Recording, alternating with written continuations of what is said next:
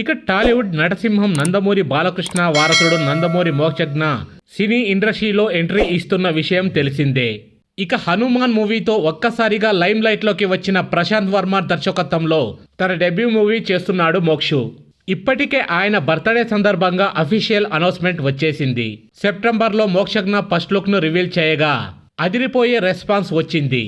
ఇక భారతీయ పురాణాల ఇతిహాసాల బ్యాక్డ్రాప్లో ఈ సినిమా ఉంటుందని ఎప్పటి నుంచో ప్రచారం జరుగుతోంది. ఈ మూవీలో బాలయ్య ఓ కీలక పాత్రలో నటిస్తున్నారని తెలిసింది. అయితే డిసెంబర్ 5వ తేదీన మోక్షు డెబ్యూ మూవీ పూజా కార్యక్రమాలు జరగాల్సి ఉంది, కానీ అవ్వలేదు.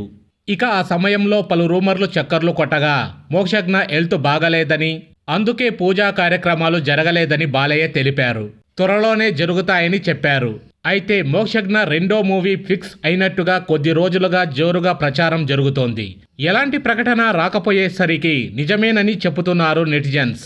ఇక రీసెంట్గా లక్కీ భాస్కర్తో సూపర్ హిట్ అందుకున్న వెంకీ అట్టూరి డైరెక్షన్లో మోక్షజ్ఞ తన రెండో మూవీ ఉంటుందని తెలుస్తోంది. ఇప్పటికే స్టోరీ గురించి డిస్కషన్ కూడా జరిగిపోయిందని సమాచారం. ఇక సితారా ఎంటర్టైన్మెంట్స్ బ్యానర్ పై నాగవంశీ, వెంకీ అట్టూరి మోక్షజ్ఞ సినిమాను గ్రాండ్ గా నిర్మించబోతారని టాక్ వచ్చిన విషయం తెలిసిందే. ఇప్పుడు ఈ విషయంపై నాగవంశీ రెస్పాండ్ అయ్యారు. ఇక వెంకీ అట్టూరిపై బాలకృష్ణకి గట్టి నమ్మకం ఉందని, అందుకే ఈ ప్రాజెక్ట్ ని ఓకే చేశామని తెలిపారు నాగవంశీ. ఇక లక్కీ భాస్కర్ స్పెషల్ స్క్రీనింగ్ చూస్తున్నప్పుడు బాలయ్య వెంకీ అట్టూరితో మోక్షజ్ఞ చిత్రాన్ని ధృవీకరించారని తెలిపారు. అలాగే డైరెక్టర్ వెంకీ అట్టూరి పనితనాన్ని బాలకృష్ణ మెచ్చుకున్నారని తెలిపారు.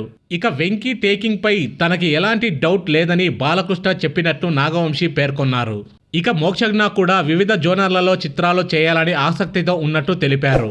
మొత్తానికి నాగవంశీనే మోక్షజ్ఞ రెండో మూవీని నిర్మించనున్నట్లు క్లియర్గా తెలుస్తోంది.